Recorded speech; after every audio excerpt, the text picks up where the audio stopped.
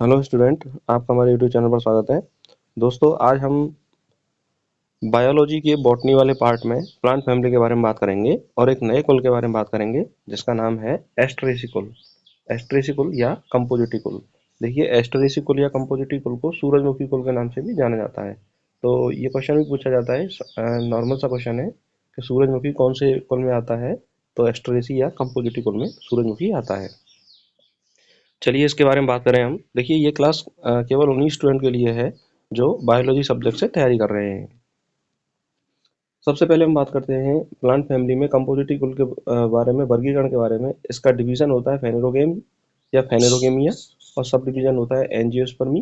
Class होती है डाइकोटिलेडोन, और सब क्लास होती है गैमोपेटेली। सीरीज होती है इन्फेरी। देखिए, यहाँ से इंपॉर्टेंट है, सीरीज कौन सी होती है इसकी, इन्फेरी होती है।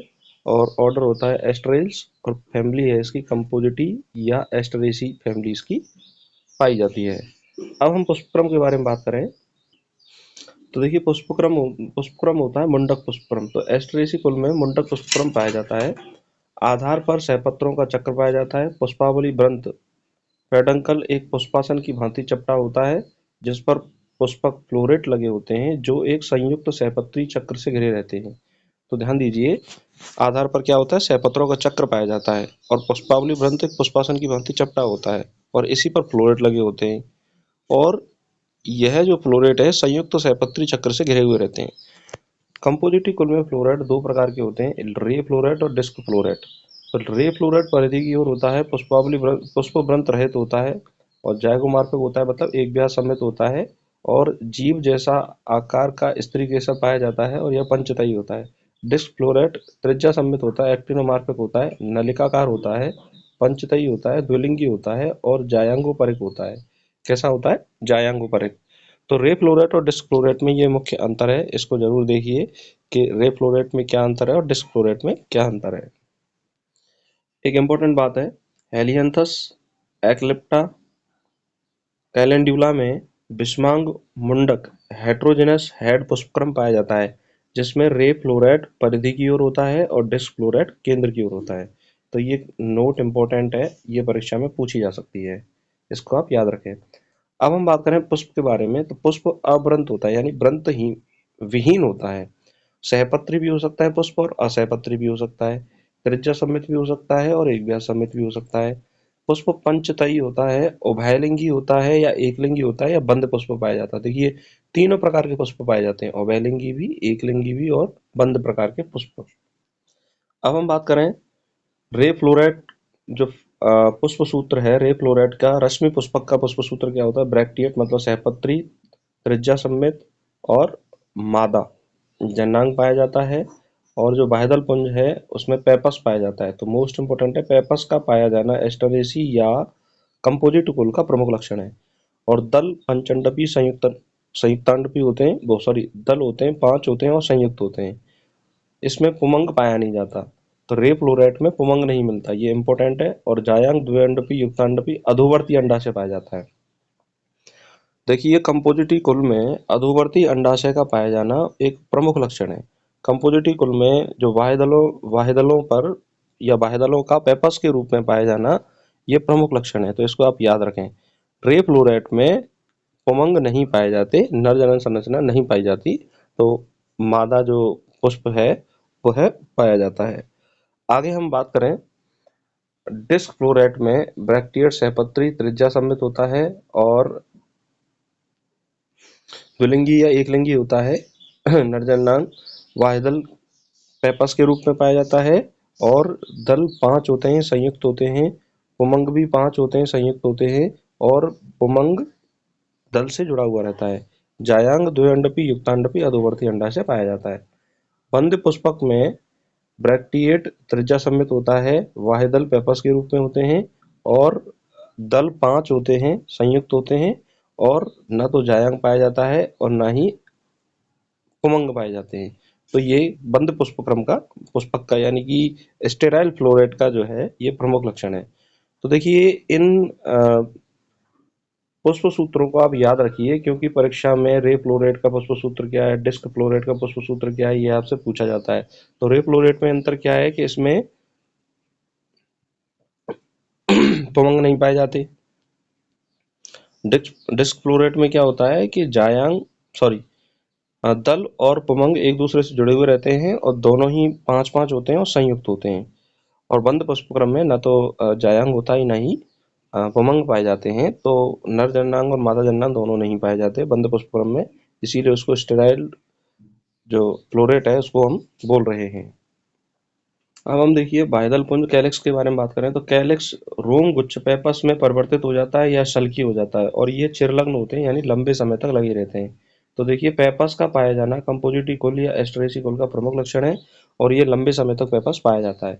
दल पुंज के बारे में बात करें, कोरोला के बारे में 5 होते हैं, संयुक्त होते हैं, गैमोपेटेलस और कोर स्पर्शी विन्यास पाया जाता है। कैसा विन्यास पाया जाता है? कोर स्पर्शी विन्यास पाया जाता है। रे फ्लोरेट में लिंगुएट जीभ के आकार का दलपुंज पाया जाता है और डिस्क फ्लोरेट में ट्यूब्यूलर नलिकाकार दलपुंज पाया जाता है। कैसा दलपुंज पाया जाता है? नलिकाकार। देखिए डायग्राम की हम बात करें तो रे फ्लोरेट का डायग्राम ये है और डिस्क फ्लोरेट का डायग्राम ये है। तो यहाँ पर आपको ये जो संरचना दिखाई दे रही है, ये जो डॉट जैसी संरचना है, इसका अर्थ होता है कि पुष्प मात्रक्ष से क्या है? जुड़ा हुआ रहता है। दोनों में ही पुष्प मात्रक्ष से जुड़ा हुआ है और वाहिदल पेपस के रूप में पाया जाता है। डिस्क फ्लोरेट में भी वाहिदल पेपस के रूप में पाया जाता है और रे फ्लोरेट में जो दल होते हैं वह एक दूसरे से जुड़े हुए हैं और कोर स्पर्शी विन्यास पाया जाता है। पुमंग नहीं पाया जाता, जायांग पाया जाता है और द्विअंडपी जायांग होता है और द्विअंडपी जायांग संयुक्तांड पर अधोवर्ती अंडाशय पाया जाता है। जायांग जो है वो द्विअंडपी होता है। अगर हम बात करें डिस्क फ्लोरेट की तो 5 दल पुंज पाए जाते हैं जो कोर स्पर्श विन्यास में होते हैं और 5 ही पुमंग पाए जाते हैं। देखिए ये वाली संरचना जो है, ये वाली संरचना आपको दिखाई दे रही है, ये वाली संरचना पुमंग है। तो और ये दल से जुड़े हुए रहते हैं और जयांग जो होता है द्विअंडपी युक्तांडपी अधोवर्ती अंडाशय के रूप में पाया जाता है। तो देखिए ये फ्लोरल डायग्राम है। तो फ्लोरल डायग्राम जो पुष्प का जो चित्र है उसके आधार पर हमने विभेद किया है कि कौन सा पुष्प किस तरह का पाया जाता है। तो इसको जरा ध्यान से देखना, जिससे कि आपको मान लीजिए परीक्षा में कोई प्रश्न आता है तो उसको आसानी से आप सॉल्व कर सको। पुमंग के बारे में, एंड्रोसियम के बारे में बात करें तो यह दललग्न होते हैं, 5 होते हैं और युक्त कोशी होते हैं। एपिपेटेलस होते हैं मतलब दललग्न होते हैं। परागकोश आधार लग्न होता है, द्विपालित होता है और अंतर्मुखी होता है। पुतंतु एक दूसरे से स्वतंत्र होते हैं परंतु परागकोश एक दूसरे से क्या होते हैं? जुड़े हुए रहते हैं। जायांग के बारे में बात करें तो द्विअंडपी युक्तांडपी अंडाशय सदैव अधोवर्ती होता है और जायांग कैसा होता है? एक कोष्ठी होता है। जायांग के ऊपर मकरंद धर चक्र का पाई जाती है। जायांग के ऊपर क्या पाई जाती है? मकरंद धर चक्र का पाई जाती है कंपोजिटी कुल में। और बीजान्यास के बारे में बात करें तो आधारीय बीजान्यास बेसल प्लेसेंटेशन पाया जाता है। फल के बारे में बात करें तो सिप्सेला फल पाया जाता है और बीज के बारे में बात करें तो नॉन एंडोस्पर्मिक अभ्रूणपोषी बीज कंपोजिटी कुल में पाया जाता है, यानी कंपोजिटी कुल के बीजों में भ्रूणपोष नहीं पाया जाता। ये इसका इंपॉर्टेंट लक्षण है। और फल कौन सा पाया जाता है? कंपोजिटी कुल में सिप्सेला प्रकार का फल पाया जाता है। देखिए पेपर में जब प्रश्न आता है तो वो कहीं से भी क्वेश्चन पूछता है। कंपोजिटी कुल से सामान्यतः परीक्षा में प्रश्न आता है, इसलिए हमें एक एक पॉइंट को, ऐसा कोई भी पॉइंट नहीं है जिसको हमें छोड़ना हो या फिर यही इंपॉर्टेंट है, हमें सारे पॉइंटों को याद रखना है। तो यदि आपको ये एक बार में समझ में नहीं आ रहा है तो इस क्लास को आप जरूर दोबारा देखना, जिससे कि आपको ये पूरा समझ में आ जाए। अब देखिए हम आर्थिक महत्व के बारे में बात करें, इकोनॉमिक इंपॉर्टेंस के बारे में बात करें तो कंपोजिटी कुल का ऑयल के रूप में उपयोग सूरजमुखी सनफ्लावर का वैज्ञानिक नाम है हेलियंथस एनस, इसका वैज्ञानिक नाम है। इसके बीजों से तेल प्राप्त होता है। कुसुम सैफफ्लावर कार्थेमस टिंक्टोरियस, इसके बीजों से खाद्य तेल प्राप्त होता है जो कोलेस्ट्रॉल को करता है, कम करता है। तो सैफफ्लावर जो कार्थेमस टिंक्टोरियस का जो तेल है वो कोलेस्ट्रॉल को शरीर में हमारे क्या करता है? कम करता है। एक्लिप्टा प्रोस्ट्रेटा, इसकी पत्तियों से केश तेल प्राप्त होता है। देखिए सलाद क्वेश्चन पूछा जाता है, सलाद किस वर्ग का सदस्य है? कंपोजिटी कुल का सदस्य है। इसको गार्डन लेट्यूस कहते हैं। इसका वैज्ञानिक नाम है लैक्ट्यूका सेटाइवा। चिकोरी पाउडर भी हमें कंपोजिटी कुल से प्राप्त होता है। कासनी चिचोरियम एंटीबस की जड़ों से प्राप्त होता है। चिचोरियम एंटीबस की जड़ों से कासनी प्राप्त होता है। इसे कॉफी पाउडर के साथ मिलाकर उपयोग में लिया जाता है। अगर सजावटी पौधों के बारे में बात करें तो सूरजमुखी को सजावटी पौधे के रूप में उपयोग करते हैं और इसका वैज्ञानिक नाम है हेलियंथस एनस। गेंदा मैरीगोल्ड को सजावटी पौधे के रूप में यूज करते हैं। टेगेट्स एरेक्टोन, डहेलिया, डहेलिया पिन्नाटा। डहेलिया को सजावटी पौधे के रूप में उपयोग करते हैं। देखिए गेंदा, सूरजमुखी, डहेलिया ये सब कंपोजिटी कुल के उदाहरण हैं। गुलदाउदी, क्राइजेंथीमम को गुलदाउदी कहा जाता है, और जीनिया, जीनिया एलिगेंस को जीनिया प्लांट जो है इसको सजावटी पौधे के रूप में उपयोग करते हैं। इम्पोर्टेंट ये है कि youth and old age plant कहा जाता है। जीनिया को क्या कहा जाता है? Youth and old age plant कहा जाता है।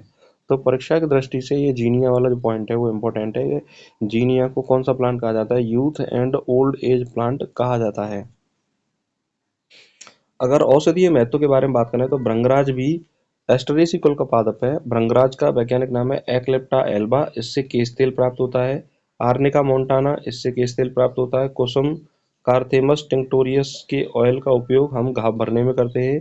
गुलदाउदी क्राइजेंथीमम सिनेरेरिया सिनेरेरिया फोलियम, इससे पायरेथ्रम नामक कीटनाशी प्राप्त होता है। तो मोस्ट इंपॉर्टेंट है पायरेथ्रम नामक कीटनाशी जो प्राप्त होता है गुलदाउदी से प्राप्त होता है। और गुलदाउदी किस वर्ग का सदस्य है? एस्टरेसी या कंपोजिटी कुल का सदस्य है। दोस्तों इसमें एक क्वेश्चन जो आते हैं वो देखो या तो पुष्प सूत्र से आएगा, या फ्लोरल डायग्राम से आएगा, या फिर आपको जो इकोनॉमिकल महत्व होता है उससे आएगा। और एक नॉर्मल सा प्रश्न पूछते हैं, वो उदाहरण में से पूछ लेते हैं कि ये पौधा किस वर्ग का या किस कुल का पादप है। तो वहां से ये एग्जाम्पल जो है उसके द्वारा भी हम इनको सॉल्व कर सकते हैं कि गुलदाउदी एस्टरेसी कुल का पादप है, जिससे हम पायरेथ्रम नामक कीटनाशी इंसेक्टिसाइड प्राप्त करते हैं। विनोनिया